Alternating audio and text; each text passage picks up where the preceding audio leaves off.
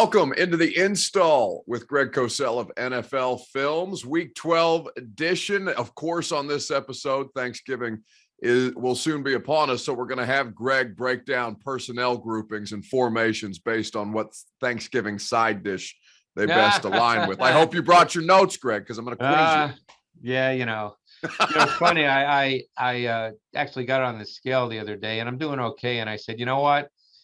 This is not the good week to really decide, how you're going to go about your dietary habits going forward. There's zero reason to have a scale involved in your life. Really, once it starts to get cold, you can worry about that once it gets beach season and Greg's going to be hot to trot. But in the meantime, sure. Yeah. In the meantime, we won't worry about scales. What I am worried about, though, Greg, is the local professional football team. And I think that there are some stuff that it was an inevitability that they would have one of these miscues. I think in a perfect world it wouldn't come against a 1-8 team, but I mean, Greg, this offense, statistically it looked better, but the interceptions were damning, and as you pointed out before we went to air, they've got some real issues. Yeah, and I think we spoke last week, and speaking about the Titans, but just in general, I think I made the point to you that when a team has a particular flaws or weaknesses, they can crop up in any given game against any given opponent. Yep. And obviously to the outsider, it looks like, oh my God, how could they lose to the Texans? And maybe that's fair, but this is a team that's really struggled on offense since they lost Derrick Henry. Think of it this way.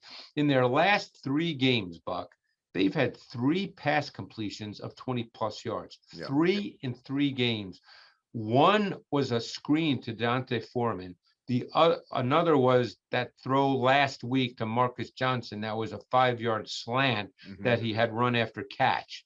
The third one was this week when I believe the coverage busted and they hit Westbrook Heaney, on the seam ball. You probably remember that play. Yeah. But other than that, they have 0 explosive plays, 20-plus yard pass plays. This offense is very condensed. They can't run it. I mean, they had some moments where the run game looked okay this week. Clearly, Hilliard was their best looking back, and that's obviously the reason that they cut Adrian Peterson, besides the fact that he didn't look very good. But this team is really struggling on the offensive side of the ball, and it's very difficult to play offense in this league, no matter what kind of personnel you have, no matter what, if you cannot create any explosive pass plays. Yeah, I mean, they just don't have it to them right now. And when they come, as you mentioned, they're basically catch and runs or screen passes at this point. This is the wrong opponent to go up against to New England this weekend and have difficulties on offense, because the Patriots, their quarterback is executing what he's being asked to do, and he's being super efficient. But the real story of this team and how it's kind of gotten themselves back on track is how well that defense is playing right now. I think there's 2 stories.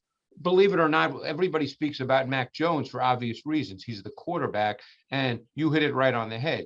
He's executing at a very high level what he's being asked to do. But offensively, they're a running football team, Buck, yes, and no one talks about that. They're among the league leaders in rushing attempts, and obviously with a quarterback that's not part of the run game. Harris and Stevenson have combined for 210 carries. They've rushed for 120 or more yards in 7 consecutive games. This is a running football team, and it's old school. They line up with Jones under center and they hand it off. It's not the shotgun stuff. It's not, it's not the cool stuff. It's none of that stuff. It's let's put the quarterback under center. Let's hand the ball off. Let's be physical and let's run the ball. So offensively, to me, that's been overlooked by a lot of the media narratives because of Jones. And Jones is playing very well. There's no argument there. But this is a running football team. This is an old school team overall. Run the ball, play really good defense, and have your quarterback execute, because they don't get a ton of big plays either on offense. They get enough, but they don't get a ton. But you're right about their defense. Their defense is very, very good, and it's different because they don't really play base defense. They play big nickel, meaning they play with 3 safeties as sort of their foundation base defense. And two of those safeties, Kyle Duggar and Adrian Phillips, essentially play like linebackers, Mhm. and they're really good players, really overlooked, media wise, but clearly, teams in the league who study their defense are not overlooking them. They're really good players, and they're critical to what they do defensively. Yeah, and certainly this Titans offense isn't in a position to overlook anybody, and certainly No. Mike Vrabel will be drawing attention to all of those things that you've just pointed out. Greg, before we get into this in a little more detail, the Patriots defense, not only are they playing well as a unit, but they're turning the ball over at an exceptional rate in this 5-game win streak that they have. Ryan Tannehill's interceptions were obviously the thing that most killed the Titans on Sunday. Not alone killed them, but certainly made it a lot harder to win a football game when you've got your quarterback throwing 4 of them. Now, some of them, I looked at the last one and just kind of discounted it because it's clear that he was pressing and the weather conditions were starting to make it difficult. They shouldn't be throwing the ball 52 times in a game like that anyway. But I think the interception that really killed them was the third one, where there was clearly a miscommunication between Ryan Tannehill and the rookie wide receiver Des Fitzpatrick. And I'm wondering what your observations were on that specific play. Actually, if I could, I'd be Sure. really curious, because I know Ryan Tannehill tends to be fairly open about these things. Did he talk about any of these interceptions? This is the first time that he's really not expanded. I don't think he wanted to sell Fitzpatrick out. Well, because the interception that I thought was most surprising, I'll use that word, was the Grugier-Hill interception on 3rd and 6 on the final play of the first quarter. And you know the one I'm speaking about. A.J. Brown was the intended, yeah. Yes.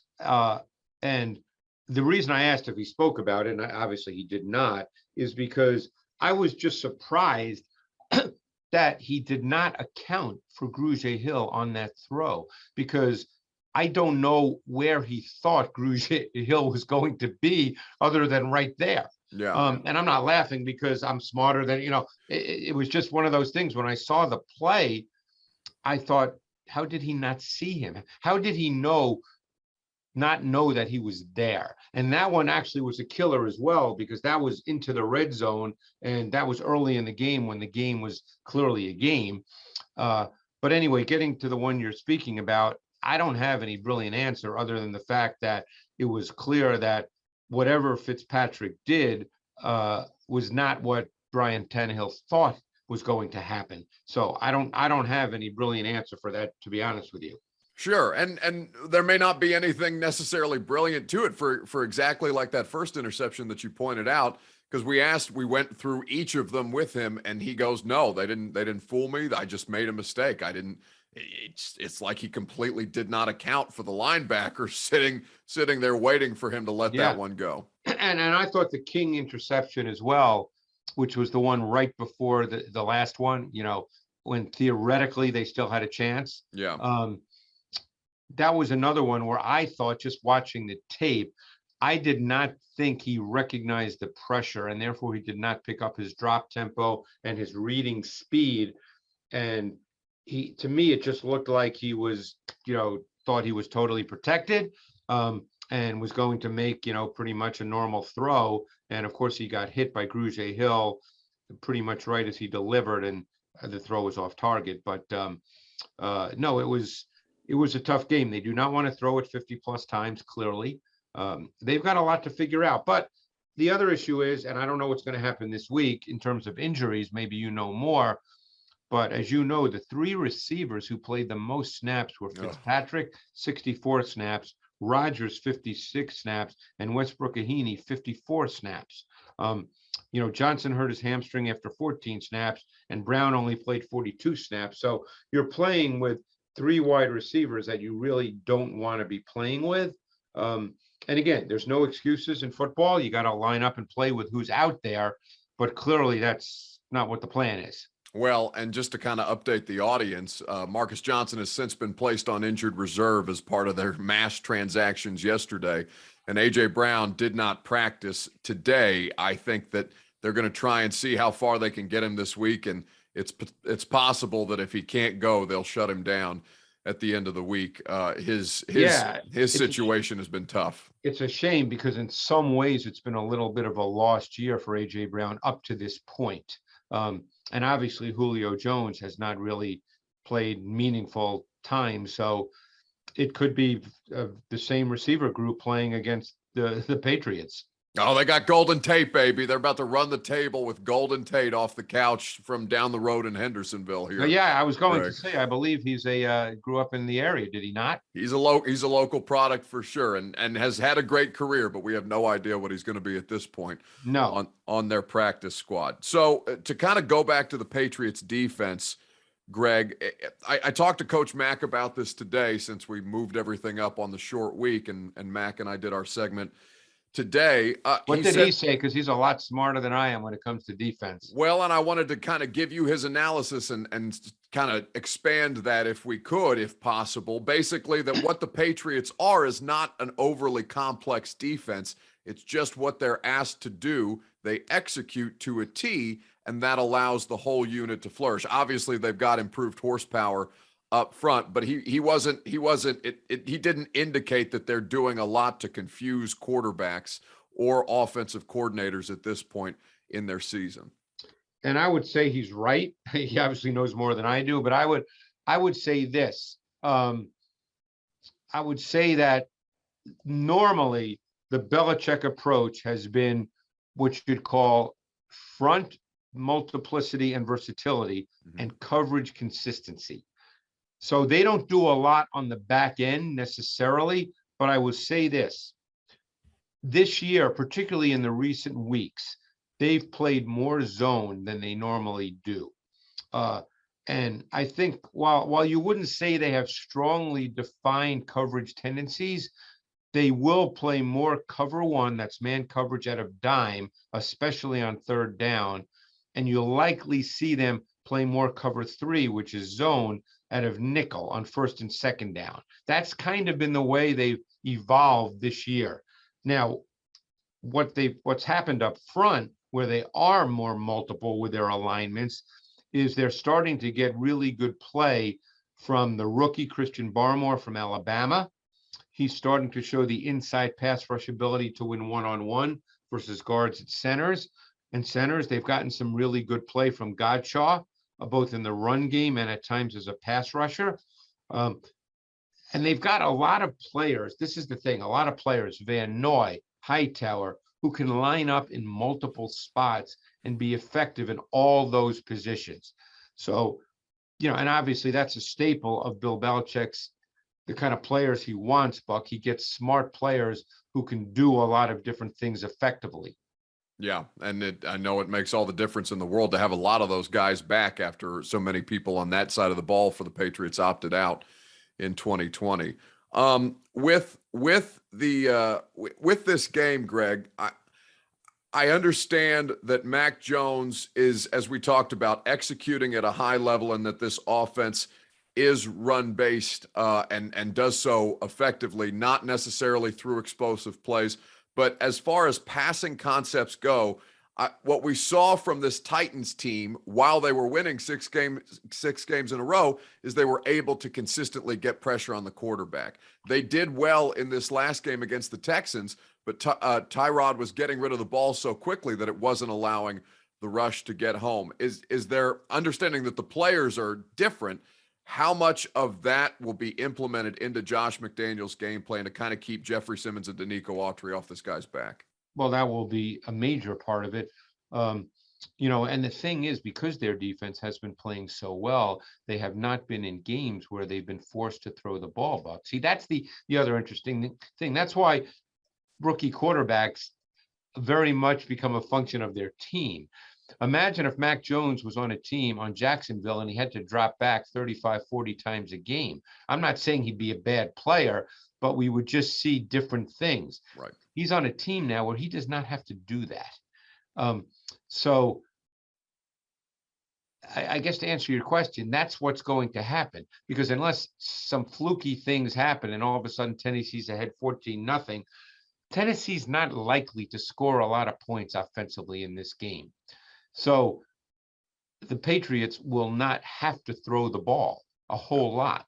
They'll run the ball. They'll do some interesting things. You could see orbit reverses. You could see jet sweeps. Yeah, you could see a halfback pass. You could see those kinds of things. But Mac Jones is not going to have to drop back 35 times by choice in this game. And that's helped him a lot. They've been able to be very proactive with what they call. And that's a key, because when it's 3rd and 9 or, 3rd and long yardage, you can't be that proactive with your pass game concepts. You're more at the mercy of the defense. The defense has the tactical advantage in long yardage. And the Patriots are not involved in a lot of those situations. Yeah, at that point, they can just get in a track stance and come after the quarterback. The AFC as a whole, Greg, it's gotten a lot messier since last we met, with Colts getting above 500. The Bills are losers of 2 of their last 3. What the Colts are doing, Jonathan, as kind of we talked about, Mac Jones getting a lot of attention for what the Patriots are doing. Jonathan Taylor is getting the bulk of the attention for what the Colts are doing. But I'm looking at these holes. I'm watching this game back on the condensed version today, Greg, and he is running through wide open lanes. How much better is this Colts rushing attack right now, because the line's healthy? Yeah, well, their run game's becoming more multiple. This past week against the Bills, they did a really good job attacking the Bills' foundational over front defense. And by over front, I mean that the defensive line is shifted to the strength of the offensive formation, meaning to the tight end side. And the Bills are an over front defense.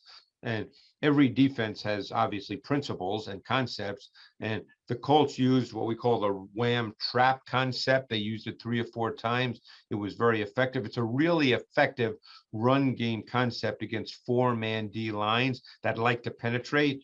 One gap penetration, it's very good against that. But clearly the run game has become the foundation of their offense. Carson Wentz made a number of good throws this week, but he did not have to throw it very much. He only had 20 pass attempts, made a couple of really good 3rd down throws, but he did not have to throw it very much at all. Yeah. Well, it's kind of like we talked about last week with Jimmy Garoppolo and what the 49ers game plan was against the Rams. They were able to run it with such efficiency that the quarterback isn't having to do a whole lot of heavy lifting, and didn't need to for them to be able to be successful. No, that won't happen every game. Sure. Obviously they play the Bucs this week at home in a big game. And again, every game is different. So I'm not going to sit here and say exactly how it will play out, but it's not likely that the Bucs will score 10 points. So they more than likely will have to throw the ball more than the 20 times that Wentz threw it last week. But he's played well. They've had a very good play action pass game, both with Wentz under center and Wentz in the gun. So they've had a pretty efficient pass game. Wentz is not turning it over. He's not throwing interceptions, and he's not getting sacked. When you avoid the negative plays, you can live with an awful lot of things, and they're avoiding negative plays right now. Yeah, it's made all the difference in the world. With the Bills, Greg, I'm not going to ask you if you're surprised by what's happening to them in the last couple of weeks, because I know the tape doesn't often lead to surprises, but what's kind of happening with Buffalo to where they've been going through these struggles? Well, I think there's a couple issues with Buffalo. They don't really have a viable run game, Buck. Right. They're not committed to it. They don't really do it very much. They've tried in the last 2 weeks to change up their approach. They played a little bit more with Allen under center. It was very effective against the Jets. I know people will say it's the Jets. It was very effective against the Jets. Not here. They're not saying it's the Jets. I bet you. Right. No, that's good. They're not saying that here. Good point. It may have been effective against the Colts, but they all of a sudden got down 14-0, and I think they stepped away from it because they have been playing more out of base personnel. They played with a fullback. They put Allen under center, but then they got away from it this past week.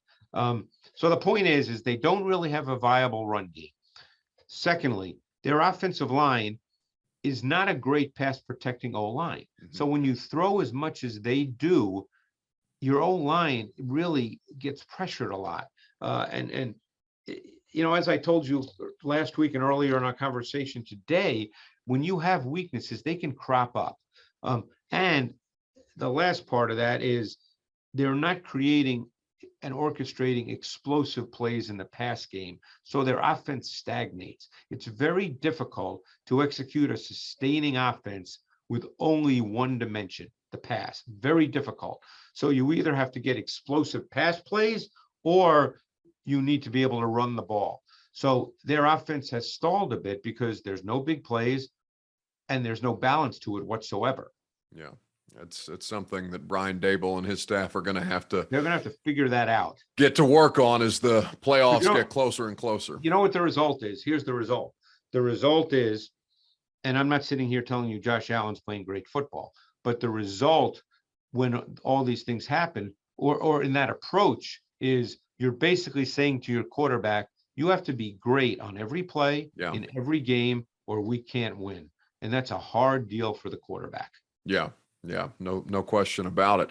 Speaking of weaknesses that can crop up at any moment, I mean, the Chiefs defense was a weakness for quite some time, and now they're playing exceptional football. I was just watching the replay on NFL Network of that Chiefs-Dallas game, Greg, and I understand that they're getting healthier up front, and that's contributing a big part of this. But what is there anything noticeably that's changed with how Steve Spagnuolo is orchestrating this thing, or is it just the fact that they've got their pieces back?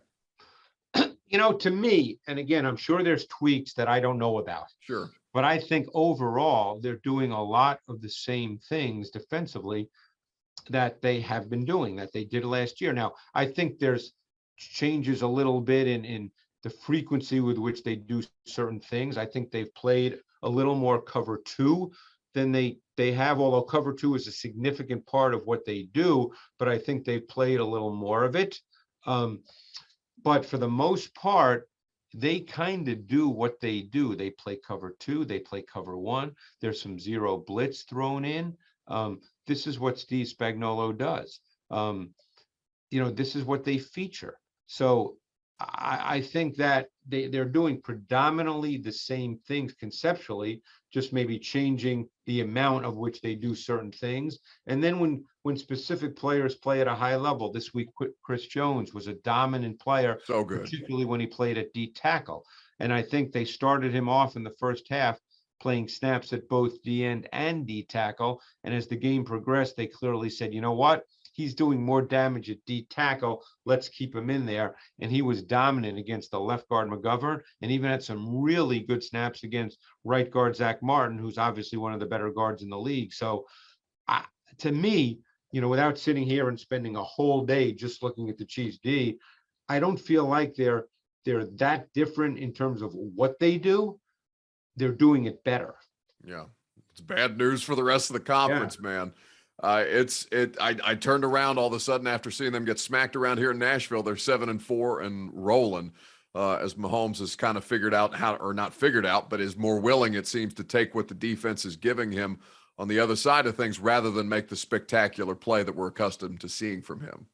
Yeah, and I think that's critical too. I think they have to gradually work him back to playing within the structure and taking the throws that are there, moving the chains, adding a little run game into the mix.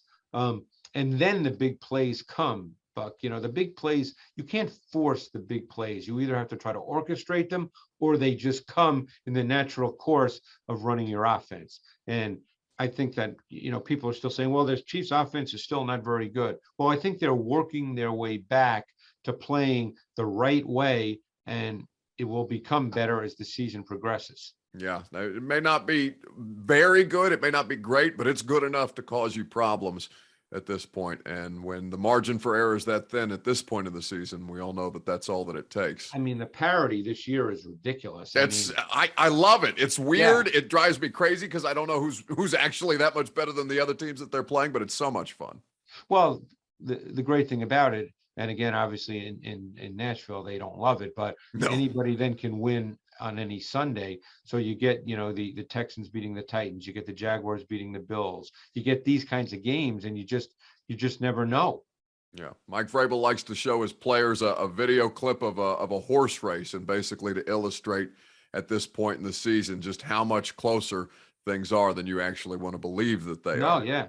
Yeah, it's like the I guess the side view mirrors in cars, objects are closer than they appear, Yeah, except you Yeah. don't want that object to be Chris Jones jumping on your back for a Right. sack, like what happened to Dak Prescott. Greg, what's coming up on the NFL matchup show this weekend?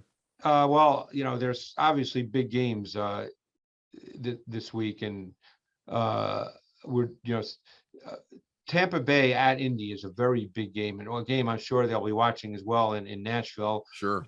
Rams at Packers. I know that's not in the AFC, but that is a huge, huge game.